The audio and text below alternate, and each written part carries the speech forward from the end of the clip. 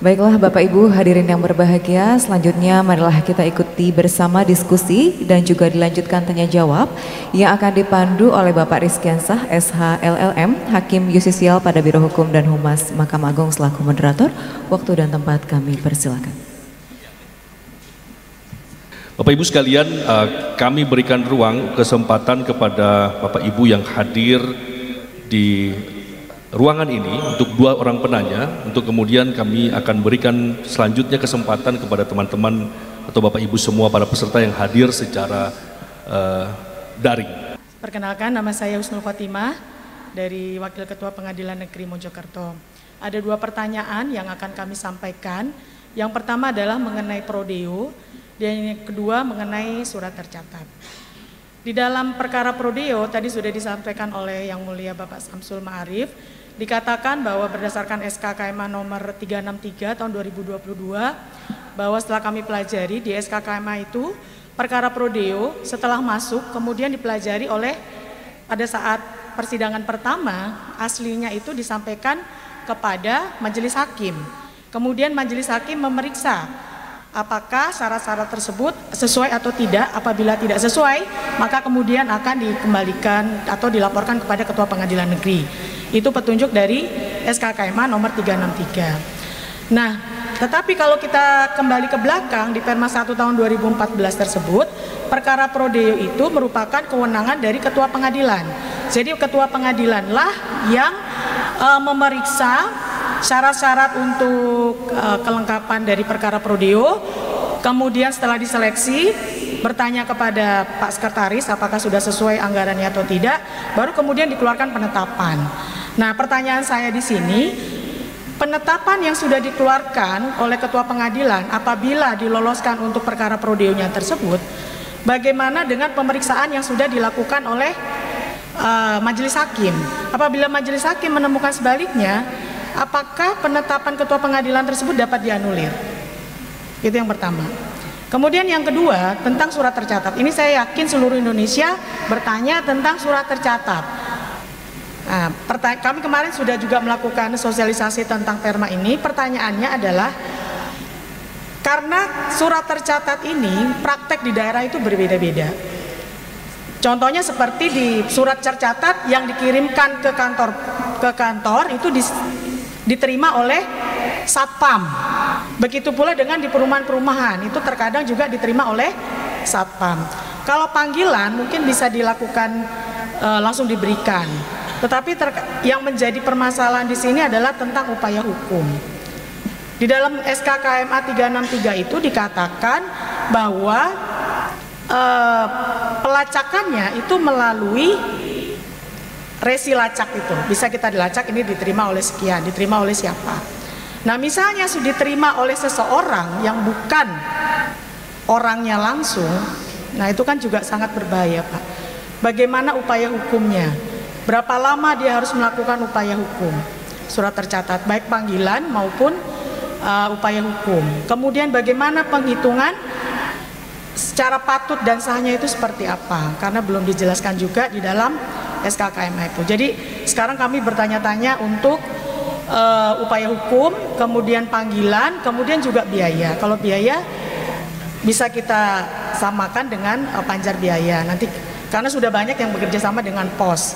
Tapi pertanyaan kami, apakah kita bisa menjamin bahwa petugas pos itu memberikan relas tersebut kepada orang yang tepat, seperti itu? Karena kalau yang dulu kan dikembalikan kepada kelurahan atau kepala desa, kalau ini kan tidak ya Pak ya. Itu saja pertanyaan dari kami. Sebenarnya banyak Pak pertanyaan, nanti kami catatkan saja secara teknis. Seperti panitera pengganti belum mempunyai menu untuk mengupload di perkara elektroniknya. Itu saja, terima kasih, mohon maaf apabila ada kekurangan. Assalamualaikum warahmatullahi wabarakatuh. Om Swastiastu. Saya Agus Waluyo Cahyono, Ketua Pengadilan Negeri Gresik.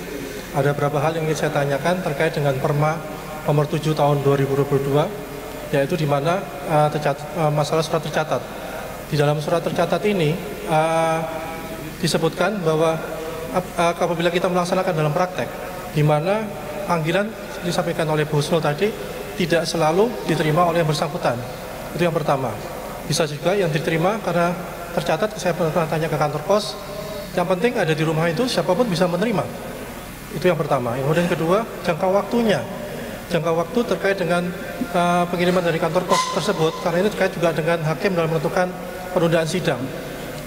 Dalam kantor pos tersebut dikatakan waktu penyuluhan di kantor kami 3 kali pemanggilan.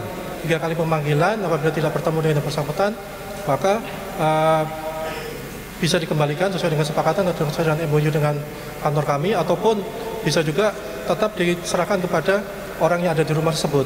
Nah, bagaimanakah solusinya? Apakah bisa kita umpamanya untuk mengatasi hal tersebut, kita sertakan KTP dari yang bersangkutan untuk antisipasi seandainya ada orang ngaku-ngaku sebagai yang bersangkutan. Kemudian yang kedua, terkait dengan surat catat juga, di mana apabila kita pakai ras panggilan, tentunya ada kemungkinan yang bersangkutan tidak mau tanda tangan. Yang bersangkutan tidak mau tanda tangan, bagaimana solusinya terhadap surat tercatat ini? Karena otomatis kantor pos atau ekspedisi lain tidak akan bisa meminta mereka untuk menerangkan di situ. Mohon petunjuk. Terima kasih. Wabillahi taufiq wal hidayah. Wassalamualaikum warahmatullahi wabarakatuh. Baik, terima kasih. Tentang Prodio, tolong nanti dibantu oleh tim pengembang ya. Tapi seingat saya normanya yang diatur dalam perma kita adalah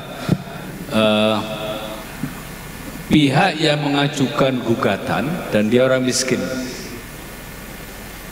Nah itu kolomnya sudah kita siapkan, dulu nggak ada. Prosedur berikutnya tentu perlu ada verifikasi apakah betul dia orang miskin atau tidak. Nah, dalam sistem kita berikan opsi apa, yaitu memasukkan nomor induk kependudukan. Dengan memasukkan itu kemudian sudah muncul dia orang miskin atau tidak. Mengenai mana yang lebih kuat antara majelis hakim ya, versus keputusan ketua pengadilan mengenai penetapan Prodio, ini menurut saya bukan lagi isu elektronik, ini isu dasar ya, isu dasar. Nanti mungkin Pak Ketua Kamar Perdata bisa memverifikasi tentang ini ya. Tapi yang kita atur dalam elektronik adalah dulu belum ada file untuk aplikasi bagi pemohon atau miskin mengajukan gugatan, sekarang kita siapkan. Nah, yang kedua tentang surat tercatat ini. Menurut saya isunya juga bukan hanya berlaku untuk sistem elektronik, tetapi dampak dari sistem yang kita usulkan agar menggunakan tercatat, surat tercatat ya. Dalam praktek info yang kita terima ketika kantor pos datang ke lokasi dan dia tidak menemukan pihak yang bersangkutan atau alamatnya tidak ditemukan atau karena lain, dia akan beri catatan dan kembali ke KPN, kembali.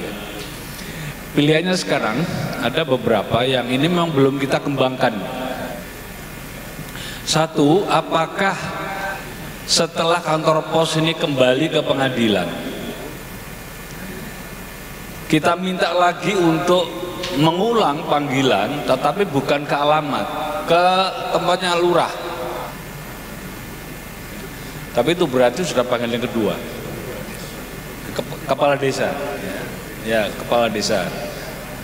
Atau menggunakan kerjasama dengan pos, perhitungan biaya itu termasuk biaya sampai ke kepala desa. Jadi kalau posnya ke alamat yang bersangkutan tidak ada atau gagal menemukan, maka pos nggak perlu lagi balik ke pengadilan, tapi langsung ke kelurahan kepala desa.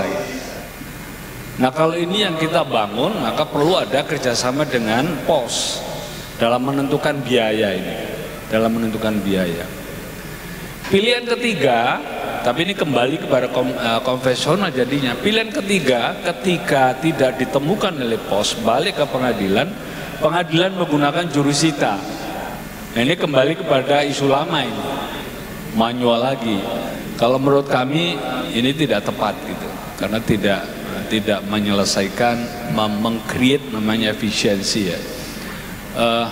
Bayangan kami di tim itu adalah delivery apakah relas atau yang lain menggunakan jasa profesional itu lebih murah, lebih terukur ya. Bahkan laporan perjalanan ini bisa dideteksi gitu. Per detik, per menitnya itu bisa deteksi. Bahkan siapa yang nerima itu bisa foto itu. Difoto oleh kantor pos atau oleh ekspedisi yang lain. Karena kebetulan saya juga pernah pas santai di rumah, di depan rumah ada ekspedisi datang gitu, bukan untuk saya tapi untuk anak saya gitu, tapi karena anak saya nggak ada, saya nerima, difoto, krek gitu, lah. Saya agak marah, tapi kata dia, Pak, ini memang SOP kami, Pak, gitu, jadi kami tahu siapa yang menerima gitu. Saya bilang, waduh. Tapi aspek yang lainnya adalah mereka sangat transparan dan akuntabel, bisa dipertanggungjawabkan. Jadi misalnya nerima itu, mengaku saya bukan nama tergugat, Pak, nama saya ini gitu. Tapi si foto kampus mengatakan ini fotonya gitu. Jadi mungkin ini juga bisa menjadi pertimbangan bagi kita untuk meng-create which one is the best kan gitu kan. Tapi saya akui bahwa memang dari beberapa daerah yang saya terima masukan juga itu Bu Husnul. Jadi kelihatannya memang perlu ada arahan yang jelas ini Pak Ketua. Tapi tim pengembang akan siap aplikasi mana yang kira-kira bisa di-create gitu. Kalau misalnya pilihan tadi misalnya bahwa kantor pos nggak perlu lagi balik ke pengadilan negeri atau pengadilan agama, tapi langsung ke Kades. Nanti juga akan kita siapkan aplikasinya gitu, modul aplikasinya. Jadi mungkin ini saya kira ini isu yang juga luas, lebih luas dari elektronik. Barangkali kita bisa diskusi ini. Tim pengembang siap akan menyusun modul sesuai dengan policy yang kita anut gitu. Kira-kira ini yang bisa saya respon. Kalau dari tim pengembang ada masukan dipersilakan atau dari yang lain dipersilakan kalau mau nambah. Saya kembalikan ke MC, terima kasih. Mengenai prodeo itu perbedaan antara ketua pengadilan dan majelis hakim yang memeriksa. Saya harapkan tentunya jangan sampai kita ini menjadi contoh bahwa produk kita itu di internal aja sudah berbeda. Oleh karena itu idealnya, tadi saya ngomong-ngomong dengan Pak Panitra, idealnya ya sebelum kalau sudah ada kasus seperti itu ya tidak ada salahnya juga majelis berkonsultasi dengan ketua pengadilan, karena ini kan membawa citra kita. Gimana orang satu pengadilan aja produknya bertentangan. Nah ini saya kira forum konsultasi ini perlu sih menurut saya, tapi mungkin ada yang berpendapat lain, kami persilahkan. Tentang mengenai pola-pola yang ada, tentu tim pengembang dan yang mulia Pak Samsul Ma'arif kan sudah melakukan penelitian. Nanti pola-pola apa yang ada, opsi-opsinya itu kan diserahkan nanti ke pimpinan. Nanti apakah ini sudah, karena ini sudah SK ya, karena ini sudah SK ya intinya apakah itu balik kembali atau diserahkan kepada kepala desa dan lain sebagainya, itu pilihan-pilihan yang nanti yang bisa kita lakukan bersama. Opsi-opsi itu kita tentu harus didasari kepada penelitian yang lebih efektif dan validitasnya bisa dipertanggungjawabkan. Tadi yang mulia Pak Samsul Ma'arif menyampaikan apakah dari tim pengembang yang selama ini diskusi mengenai ini ada masukan, kami persilahkan. Dan selanjutnya kami mohon yang mulia ada dua penanya dari daring. Yang pertama dari PA Pengadilan Agama Wonosari, apakah sudah siap? Ya, Assalamualaikum warahmatullahi wabarakatuh. Ya, ada dua pertanyaan yang ingin kami sampaikan dalam kesempatan kali ini. Yang pertama kepada pengembang ya, yang kedua nanti berbicara masalah acaranya. Pertama, Perma nomor 7 tahun 2022 ini sudah ada juknisnya dan sudah disosialisasikan di berbagai dirjen, direktorat kan. Dan kami sudah berusaha untuk menerapkan ini semaksimal mungkin, tetapi di aplikasinya sepertinya belum sepenuhnya diupdate sesuai dengan perma tersebut. Sebagai contoh, ketika tergugat tidak bersedia beracara secara elektronik elektronik. Dalam perma itu tergugat menyampaikan ke PTSP, kemudian nanti admin akan mengupload itu di sistem informasi peradilan. Dan menu itu belum ada. Jadi itu kesulitan ya, terjadi kesulitan yang ya, bagi kami untuk menerapkan itu sekarang ini karena belum diupdate. Mungkin dalam waktu dekat insya Allah mungkin akan diupdate.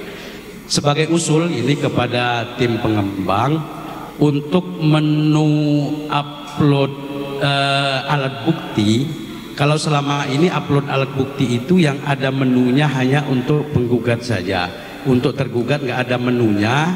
Jadi ke depan ini ada menu tersendiri untuk penggugat dan ada juga menu tersendiri untuk tergugat, dan di dalam menu itu usul dari kami harus ada di sana ada menu edit dan menu tambah.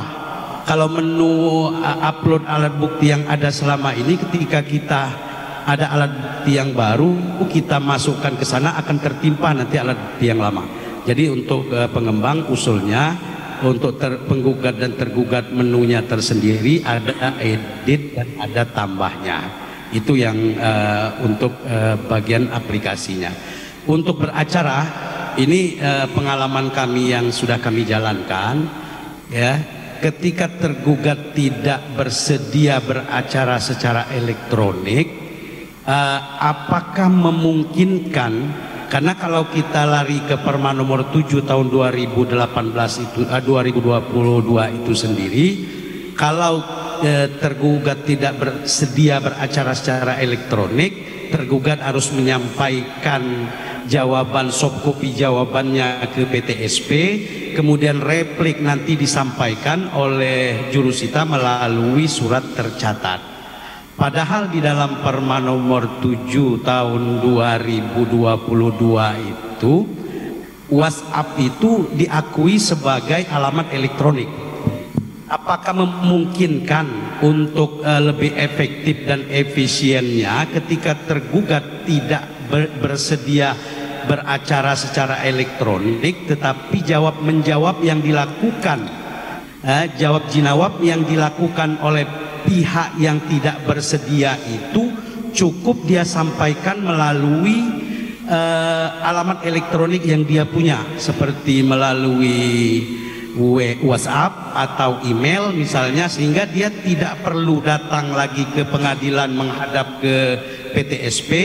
Kemudian ketika ada replik dari pihak penggugat, cukup juga nanti pihak pengadilan nanti menyampaikan melalui alamat elektronik yang dia punya.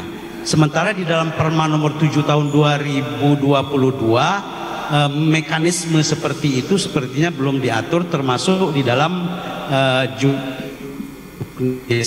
Tanya Ari Kamil. Assalamualaikum warahmatullahi wabarakatuh. Waalaikumsalam. Baik, kami persilakan selanjutnya dari Pengadilan Tinggi Semarang. Baik, izin yang mulia, kami pindah dulu ke satker lain sambil menunggu PT Semarang memperbaiki jaringan. Kalau diperkenankan yang mulia. Ya, baik. Pengadilan Tinggi Ambon, apakah?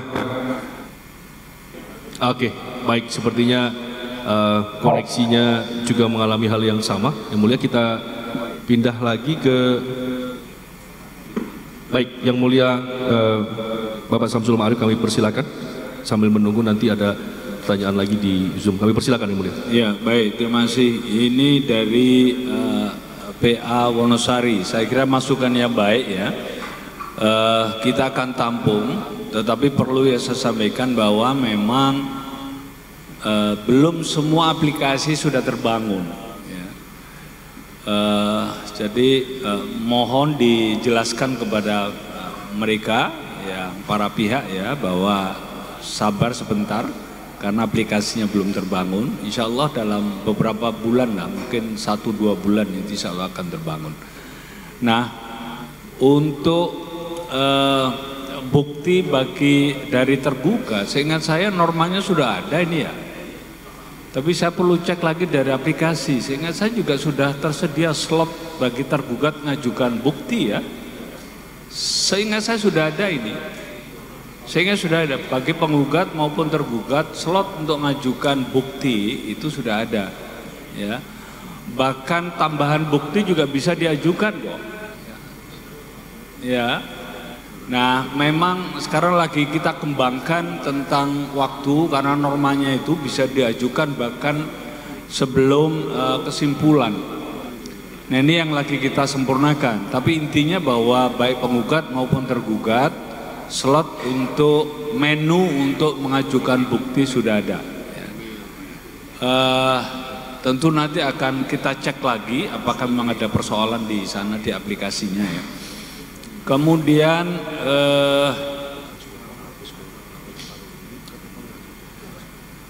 alamat minta soft copy ya, soft copy. Tadi isu yang kedua adalah apa tadi? Melalui WA. Ya? WhatsApp ya. Melalui WA. Sehingga saya bisa dilakukan karena definisi domisili elektronik itu juga termasuk WA. Termasuk WA, tinggal sekarang perlu dilakukan verifikasi bagi yang bersangkutan. Apakah itu WA yang bersangkutan atau bukan kan gitu. Tapi secara norma dari segi definisi, domisili elektronik bukan hanya melalui email, tapi juga melalui media-media lain termasuk messaging. Ya kan? Termasuk messaging. Bisa nggak ditampilkan itu di pasal berapa ya?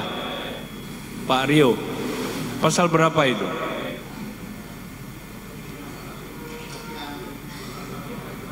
Pasal 1 angka 5. Saya ingat itu memang definisi domisili elektronik itu bukan hanya email ya, tapi juga termasuk WA. Jadi bisa dikirim melalui WA. Asal itu tadi yang harus bisa diverifikasi. Verifikasi itu menjadi penting itu. Sekarang hampir seluruh dokumen sebesar apapun bisa dikirim melalui WA. Buku saja 3.000 halaman itu bisa dikirim melalui WA itu. Ya. Itu kira-kira tambahan saya ya, kecuali ada tambahan dari tim pengembang dipersilakan kalau ada. Baik, terima kasih Yang Mulia. Ada tambahan Yang Mulia, mohon izin dari tim pengembang, boleh persilakan Mas Steve. Mohon izin Yang Mulia, kami dari tim pengembang mohon izin menjawab, juga mohon izin pada Bapak Ibu pimpinan semua. Oke, pertanyaan dan saran yang bagus sekali dari PA Wonosari, langsung saja akan kami jawab. Sebagai informasi untuk saat ini di aplikasi e-court sedang dilakukan pengembangan. Kemarin kita sudah 2 minggu melakukan pengembangan tahap pertama, dan sekarang dari hari Senin ini sampai dengan 2 minggu ke depan kita akan melakukan pengembangan tahap kedua. Untuk rilisnya mungkin bisa 1 bulan, 2 bulan atau lebih cepat dari setelah itu. Pada intinya untuk aplikasi e-court yang saat ini sedang digunakan itu memang masih sepenuhnya belum mengakomodir hal-hal yang ada di Perma 7. Itu masih belum sepenuhnya, masih hanya sebagian. Kemudian tadi disampaikan perihal tentang upload bukti ya. Untuk upload bukti yang saat ini sudah bisa untuk penggugat juga tergugat. Kemarin juga saya lihat di PN Surabaya juga di lingkungan peradilan Tun juga sudah bisa mengupload bukti untuk penggugat maupun tergugat, dan juga jumlahnya banyak sekali bisa. Dan di fitur upload bukti pun juga sudah ada counternya ya. Jadi si penggugat mengupload berapa jumlahnya kelihatan, si tergugat juga berapa. Nah, untuk si tergugat agar bisa melakukan upload bukti untuk yang e-court yang versi saat ini yang sedang berjalan ini memang harus dilakukan generate user dulu apabila tidak menggunakan kuasa. Dalam hal kecuali dia pakai kuasa advokat itu tidak perlu generate user. Nah, kemudian juga tadi juga sempat ada masukan ya, bagaimana kalau misalnya menyampaikan dokumen melalui WhatsApp ya. Oke. Sebenarnya gini, di dalam Perma yang saya ingat itu kayak WhatsApp atau email, surat elektronik itu digunakan sebagai domisili elektronik, di mana pada sistem kita baik itu e-berpadu dan juga e-court nantinya domisili elektronik itu nanti itu akan digunakan untuk menyampaikan informasi kayak misalnya pemberitahuan, panggilan dan notifikasi. Jadi tidak didesain untuk menyampaikan berkas. Nah, kenapa sih tidak didesain untuk menyampaikan berkas? Bayangkan saja misalnya saya nih tergugat menyampaikan dokumen gitu persidangan melalui WhatsApp. Bisa saja mungkin nanti ada oknum yang curang ya dari pengadilan ya karena tidak dikasihkan secara langsung, ada memungkinkan ada timbulnya kecurangan seperti itu. Kemudian juga kalau misalnya disampaikan melalui WhatsApp ya kita kan tahu juga ya WhatsApp itu bukan produknya Mahkamah Agung ya, jadi untuk hal aspek keamanannya juga kepercayaannya kita juga nggak tahu seperti tapi berbeda dengan ketika mengupload melalui e-court, baik itu diuploadkan oleh meja e-court atau oleh PP-nya atau oleh Panmut atau oleh Panitera yang dimana versi kedepannya kita buat seperti itu kan nanti akan tercatat. Jadi yang nge-upload siapa? Bisa penggugatnya, bisa tergugatnya. Kalau misalnya hibrid nanti dia tertulis bisa kelihatan di situ, oh diupload oleh meja e-court, oh diupload oleh PP atas nama ini, oh diupload oleh Panmut atas namanya ini, kan itu kelihatan juga. Jadi tidak bisa menyangkal bahwa atas nama tersebut telah melakukan aksi upload dokumen ke dalam e-court atau SIP. Nah, demikian dari tim pengembangan menyampaikan jawabannya. Ya, terima kasih tim pengembang. Jadi memang dari segi definisi WA itu domisili elektronik. Tapi rupanya fungsinya sangat terbatas. Dan saya ingat memang ketika ngajukan bukti ada tahapan namanya verifikasi. Nah, ketika hanya melalui WA persoalannya di verifikasinya memang diverifikasi. Jadi lagi-lagi WA bisa digunakan, tetapi selain untuk kepentingan pengajuan alat bukti ya, karena perlu melakukan verifikasi dulu alat bukti, termasuk tambahan. Ya, saya kira ini mungkin penegasan kita. Masih Pak Moderator. Baik, terima kasih Yang Mulia. Satu penanya terakhir Yang Mulia dari Pengadilan Negeri Depok, kami persilahkan. Ada mungkin yang tadi belum terjawab. Oh. Pengembang izin Yang Mulia, dari pengembang mengedit tadi. Nah, bisa nggak disiapkan wadah edit bagi penggugat dan tergugat yang mengajukan alat bukti itu mungkin itu. Baik, untuk perihal edit juga sudah ada Yang Mulia. Tapi kita harus tahu rule dasar dalam mengupload setiap berkas persidangan itu adalah tidak boleh melebihi dari jadwal yang telah ditetapkan. Nah, misalnya dia mau mengedit nih, tapi sudah ditunda. Nah, itu sudah tidak bisa lagi dia mengedit, sudah tidak ada kesempatan lagi. Seperti itu. Kami persilakan Pengadilan Negeri Depok, apakah sudah siap? Assalamualaikum warahmatullahi wabarakatuh. Suaranya agak pelan, bisa dipertegas sedikit. Selamat siang. Assalamualaikum warahmatullahi wabarakatuh. Waalaikumsalam. Salam sejahtera untuk kita semua. Om Swastiastu, Namo Buddhaya, salam kebajikan. Izinkan kami dari Pengadilan di Depok ingin bertanya terkait dengan SK KMA nomor 363 KMA SK 12 Romawi tahun 2022. Di dalam SK KMU dijelaskan di angka 6 terkait dengan gugatan intervensi, di mana terhadap gugatan intervensi terhadap huruf F, di mana gugatan intervensi, maaf saya ulangi, huruf G, di mana hakim mengeluarkan penetapan untuk menerima atau menolak penggugat intervensi sebagai pihak dalam perkara tersebut. Kemudian dalam huruf H dijelaskan terhadap penetapan sebagaimana maksud pada huruf G tidak ada upaya hukum kecuali sengketa tata usaha negara. Terkait dengan hal tersebut, izin kepada Yang Mulia, kami ingin bertanya, bagaimana apabila nanti pihak interven yang telah ditolak terhadap permohonannya pada putusan akhir dia ingin mengajukan upaya hukum banding? Langkah apa yang harus dilakukan oleh Pengadilan Negeri? Apakah kita tegas menolak terhadap upaya hukum tersebut atau tetap kita terima upaya hukum tersebut? Terima kasih. Wassalamualaikum warahmatullahi wabarakatuh. Coba poinnya diulang pertanyaan. Baik, mohon izin Yang Mulia mengulangi pertanyaan. Jadi terkait intervensi Yang Mulia, dalam hal intervensi ditolak, apakah intervenien yang perkaranya ditolak tersebut bisa mengajukan upaya hukum banding pada saat putusan akhirnya ketika didaftarkan secara elektronik, apakah hal yang sama di intervensi di perkara konvensional juga berlaku sama terhadap intervensi dalam perkara elektronik yang diajukan secara elektronik. Saya kira demikian yang mulia. Ya. Tapi intinya di elektronik itu bahwa penggugat intervensi harus mengikuti proses elektronik, harus mengikuti. Kalau tidak mengikuti maka ditolak. Silakan dia bikin perkara baru. Apakah ada upaya hukum penolakan karena aspek elektronik?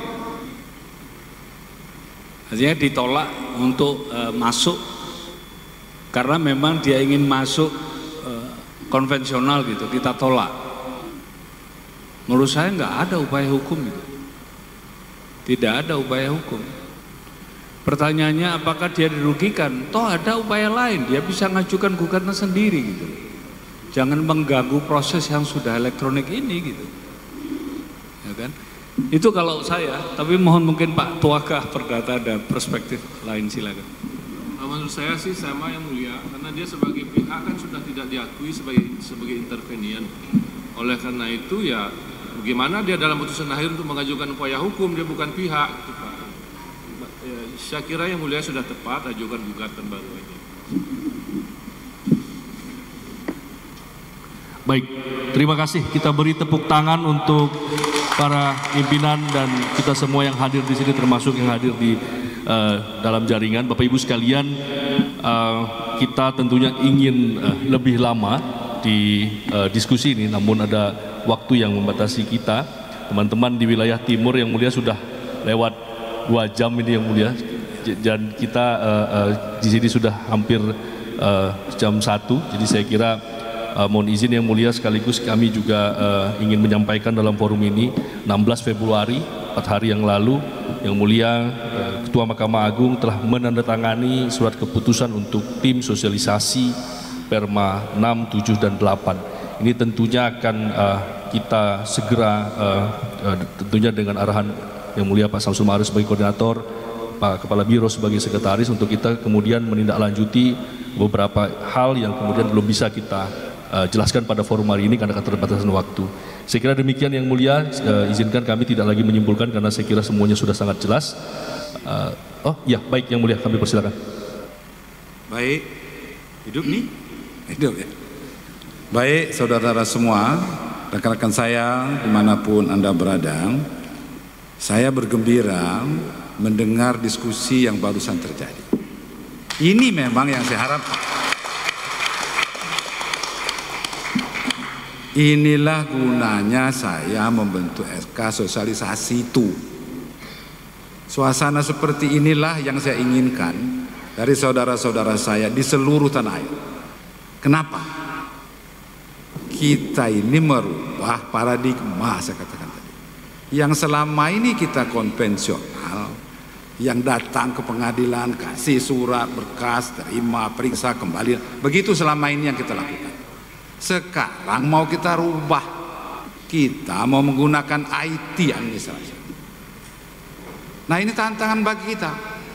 Tapi kalau kita tidak pernah berani melangkah, kapan kita mau sampai? Kan?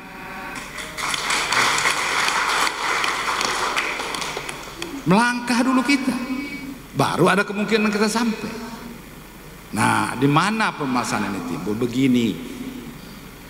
Bisnis proses yang berlaku ini semua hakim tahu, tapi pengembang kita ini bukan hakim, mereka ini ahli IT, ahli teknologi.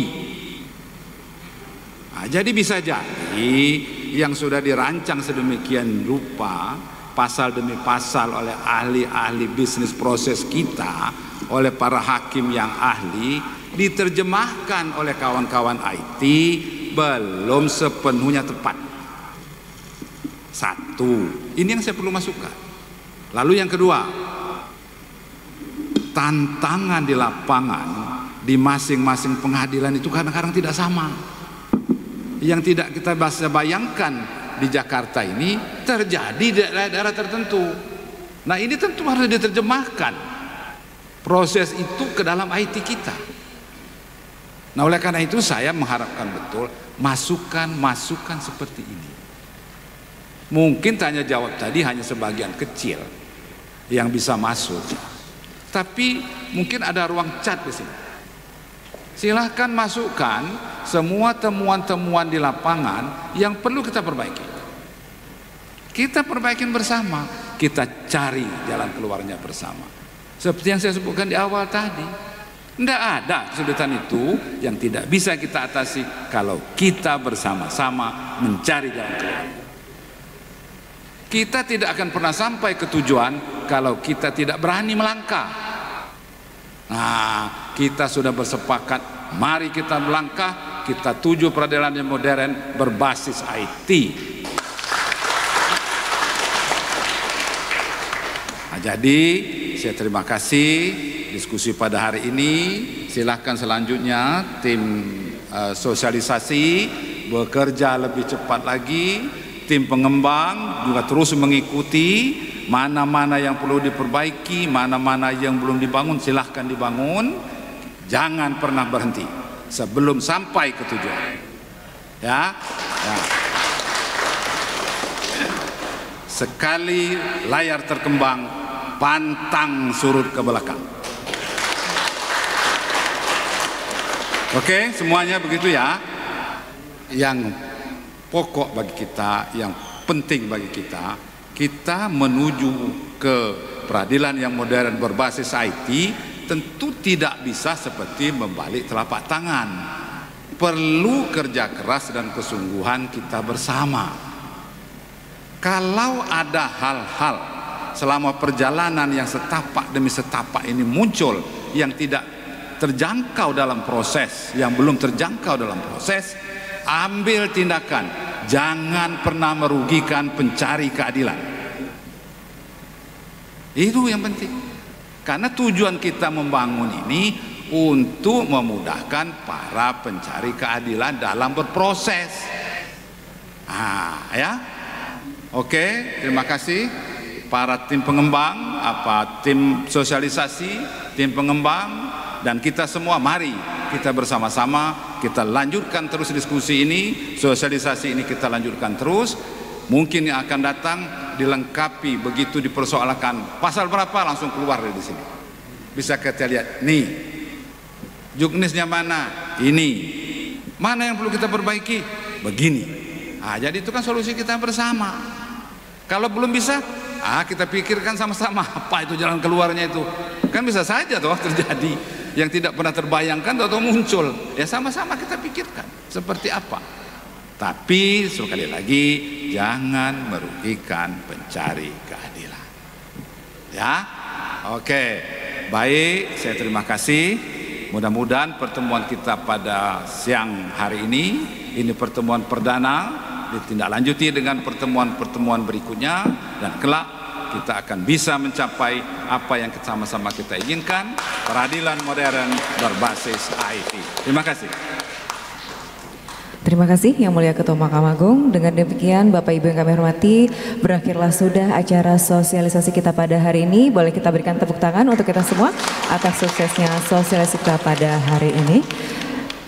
Terima kasih kepada Bapak Ibu yang telah mengikuti, dan juga semoga acara ini dapat bermanfaat bagi Bapak dan Ibu sekalian. Akhir kata, saya selaku pembawa acara memohon maaf apabila terdapat tutur kata yang kurang berkenan. Sekian, terima kasih. Wassalamualaikum warahmatullahi wabarakatuh. Hadirin dimohon berdiri. Yang Mulia Ketua Mahkamah Agung beserta para pimpinan meninggalkan ruang acara.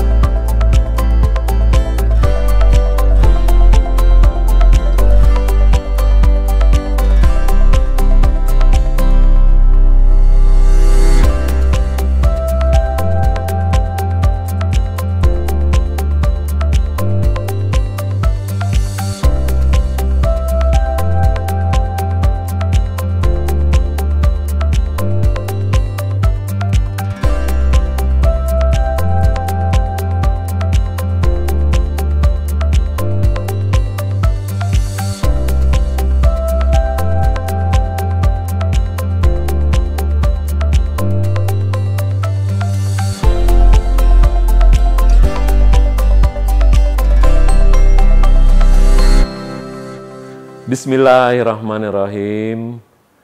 Assalamualaikum warahmatullahi wabarakatuh.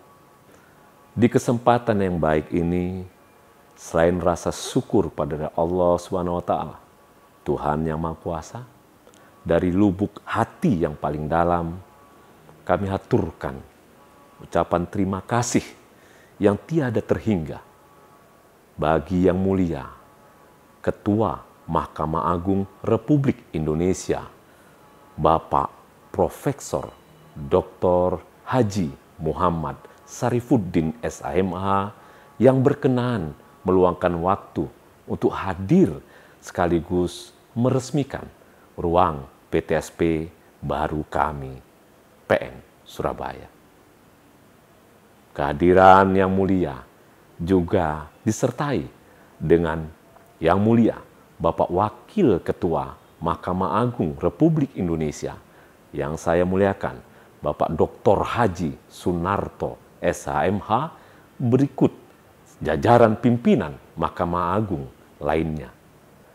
Terima kasih juga untuk seluruh pihak, terutama keluarga besar Pengadilan Negeri Surabaya yang telah bahu-membahu, saling bersinergi mewujudkan mimpi itu menjadi nyata. Terima kasih pada seluruh pihak yang tidak dapat disebutkan satu persatu, yang juga telah mengikut sertakan diri bersama-sama meraih mimpi. Saya akhiri, billahi taufiq wal hidayah. Assalamualaikum warahmatullahi wabarakatuh.